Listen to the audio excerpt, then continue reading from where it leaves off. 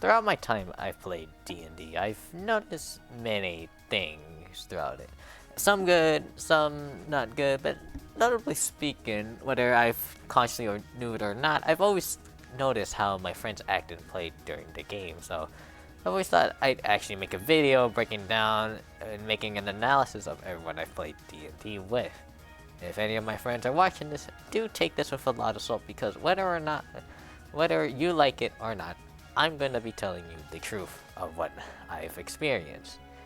I could be trashing on you, or I could be complimenting you. Either way, take it to heart when I'm trashing on you, because I really want you to improve.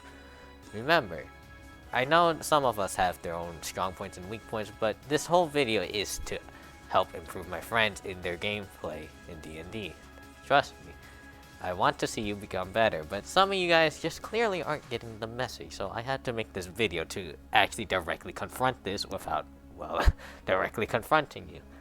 Anyways, unless you're those idiots who like to see the results, just skip to the end of the video, but trust me, some of you guys might want to listen in on this.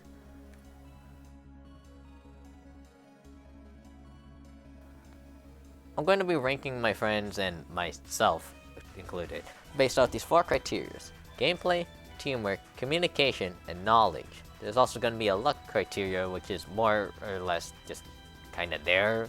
I mean, D&D is kind of luck dependent sometimes, but neither the point.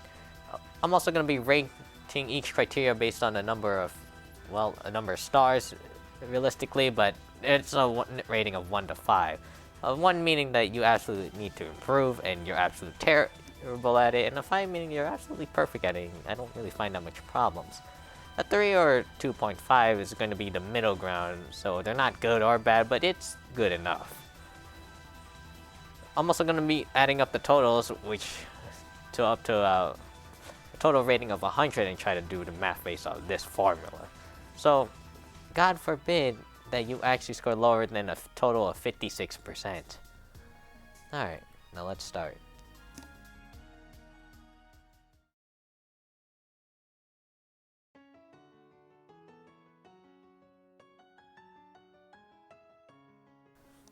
First of all, we have Orion here. Now, looking at Orion's stats or ratings, you could tell that he's actually, in my opinion, not that bad of a D&D player.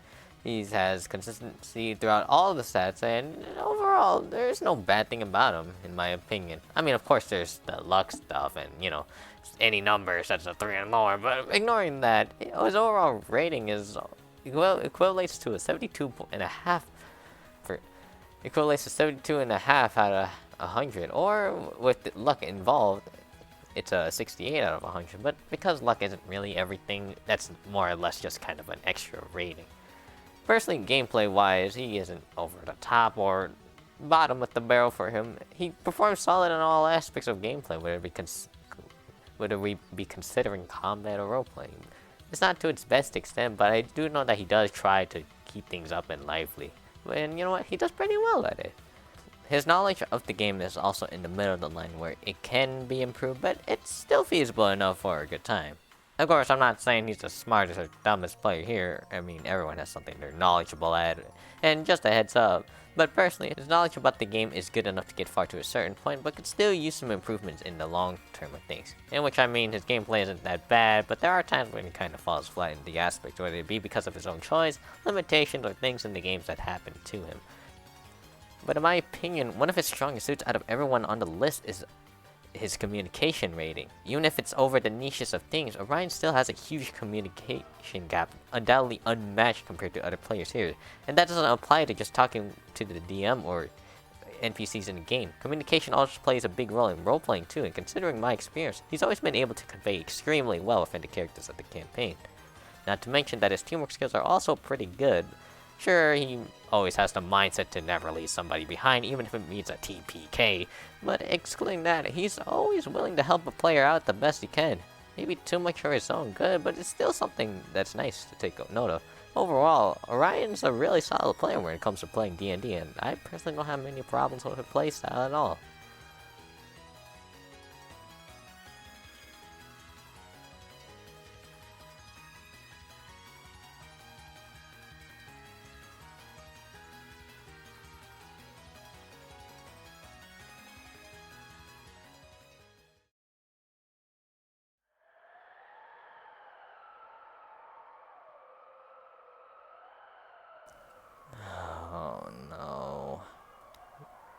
know it's bad when luck is your highest evaluation score.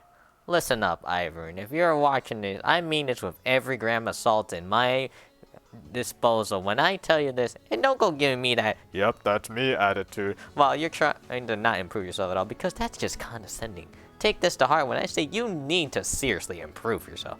I tried, okay? I really tried so hard to make you redeemable at some way, but you don't do anything.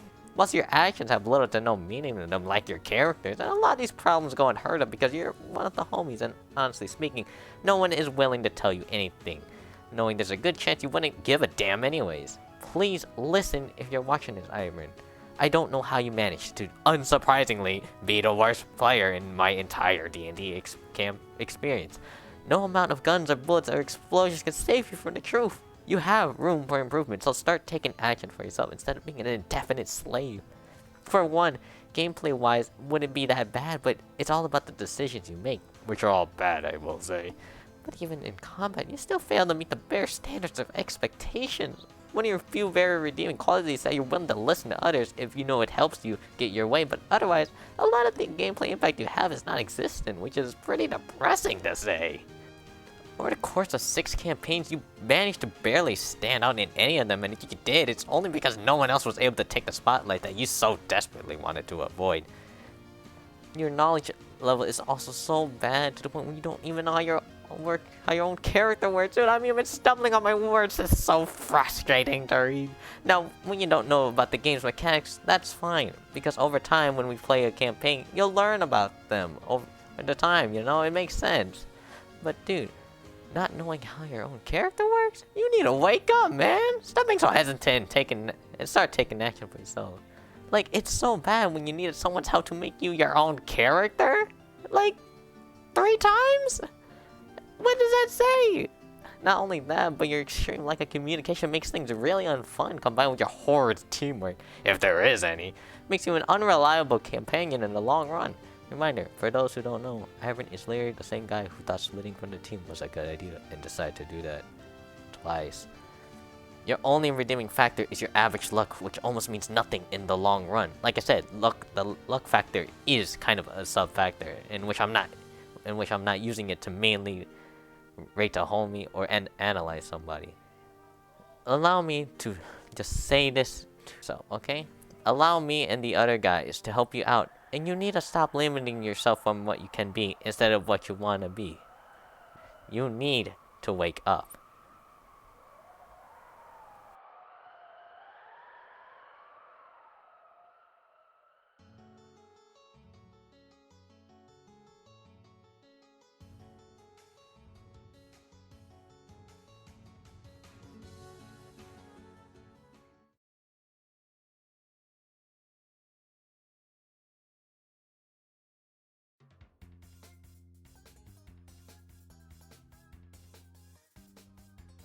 Let's try to look at a more positive note. After all, not every player is the same, so saying Charlie is different from Ibun is, well, quite the obvious. What is obvious is the fact that Charlie is quite literally a really good player. Trying to make an analysis with Charlie has always been strange, considering that I really had to think in depth about his gameplay in the campaigns I played with him.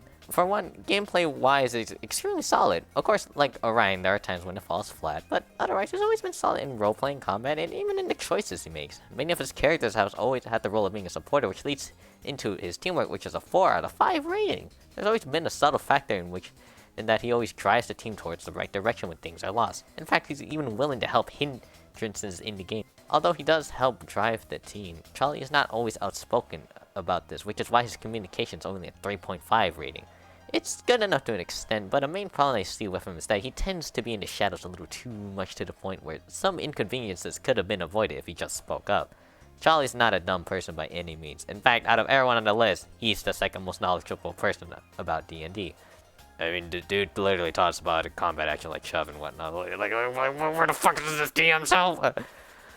And although his luck is a tad bit on the lower side, I will and always keep on mentioning this, luck doesn't really tell much about a player. Trust me, if your evaluation becomes lower with the luck stat involved, you know you're doing a good job of being a player. In my opinion, anyways. Seriously though, I don't have any problems with its playstyle in particular. Of course there's room for improvement, but that can also be said about anyone else I'm putting here.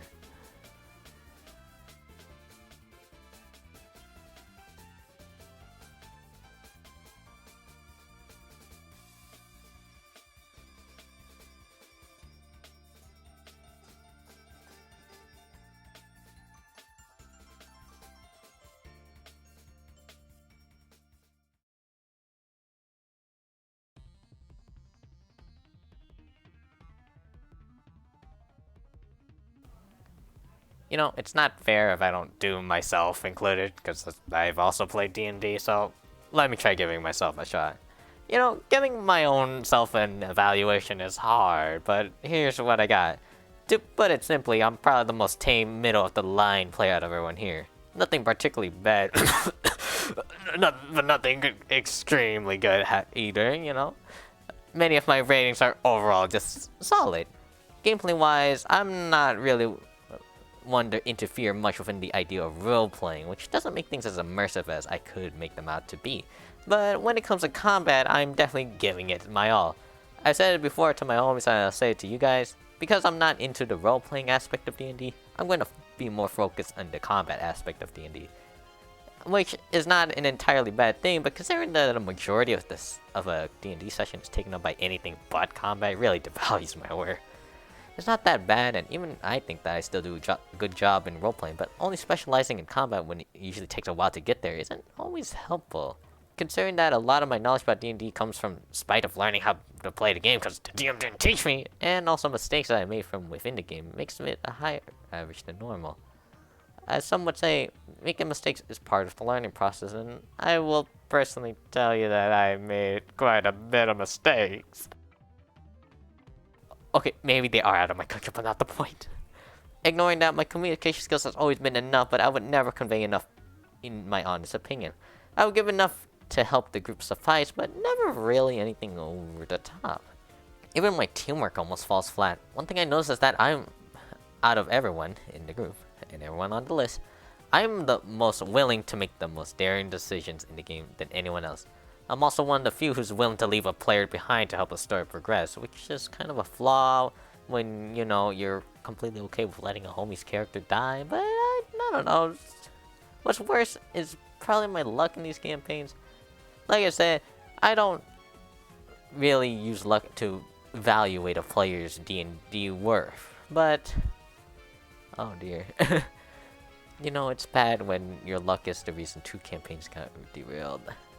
Overall, there's room for improvement for myself, but I still think of myself as one of the most solid examples of a, quote, normal player in D&D than anyone else on this list.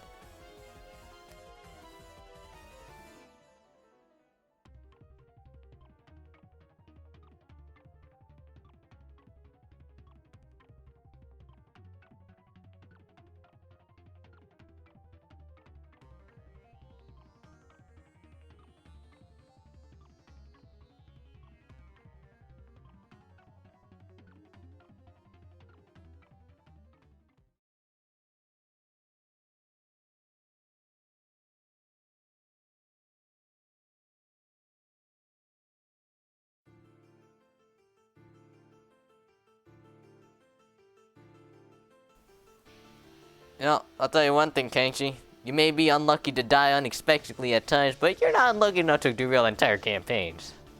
That would be me. Yes, I'm sorry. To be honest, there's just one word to describe Kenshi overall as a player, and that's the word self-indulgent. Which basically means you do whatever you want for your own pleasure.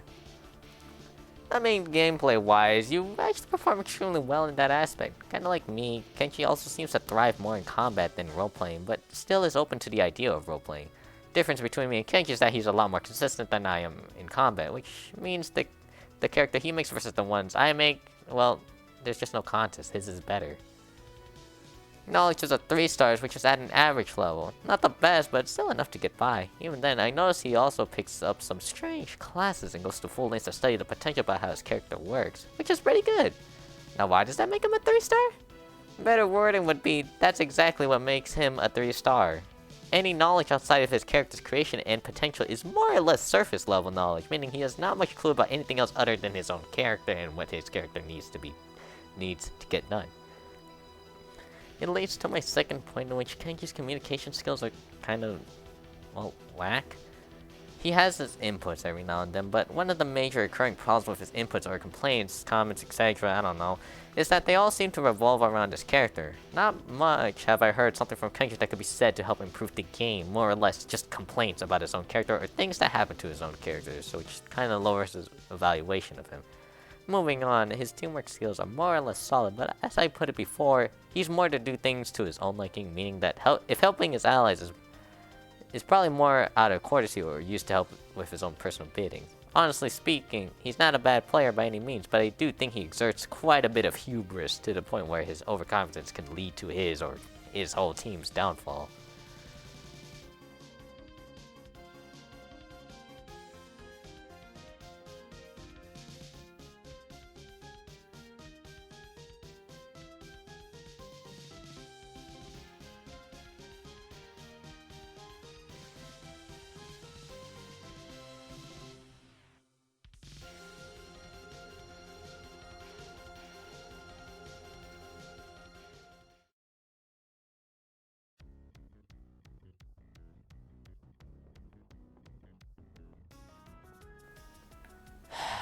Oh no.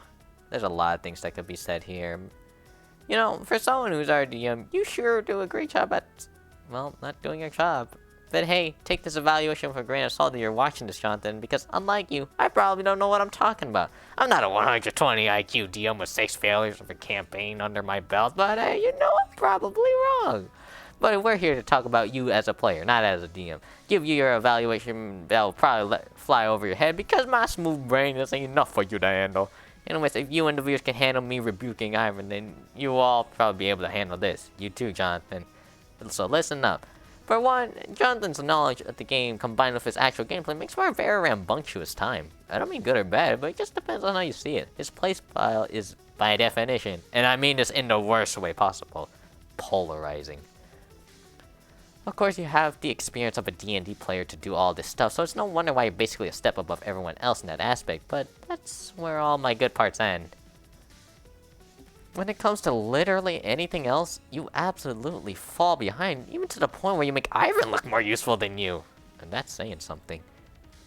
Communication about anything is almost always something centered around your character. It takes too much time, or is overall just not fun to experience. Even if you aren't taking the spotlight every minute of the game, you're omitting information to your teammates about things that could be vital for us, making you an absolute ticking time bomb, in my opinion. Not only that, but your lack of teamwork is also so narrow to the point where any of the teamwork you actually do decide to help with more or less revolves around helping your character shine in the spotlight.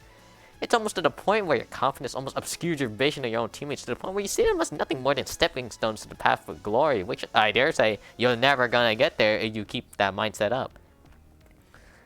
Impulsive, imprudent, reckless, endangering. These are just many words that I can describe you as a player which you need to improve upon. I know it's hard for you considering you wanted to be a player for a long time after 6 full campaigns, but still, you need to know your limits, otherwise your ignorance to everything around you will ultimately be the downfall of the dream that you once had.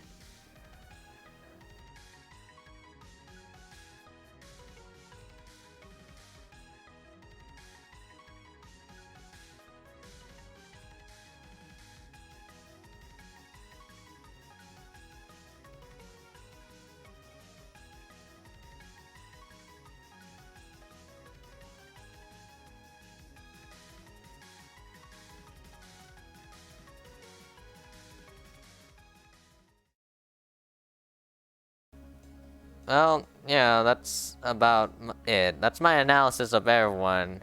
Here's a tier list that you can look up, or here's the picture of the tier list anyways. One with both the luck rating and without it. One with only the luck rating, and one without the luck rating at all. I'm done for now. Like I said, for my friends watching this and listening to this, take this mainly as a way that I'm trying to make you better, okay? Or you could, you know, take it up the ass if that's how you'd like to interpret this, or just completely ignore all of this and pretend I never said anything. Either way, I'm done for now. I just needed to get this off my chest. So anyways, thank you for listening, and I'll see y'all later.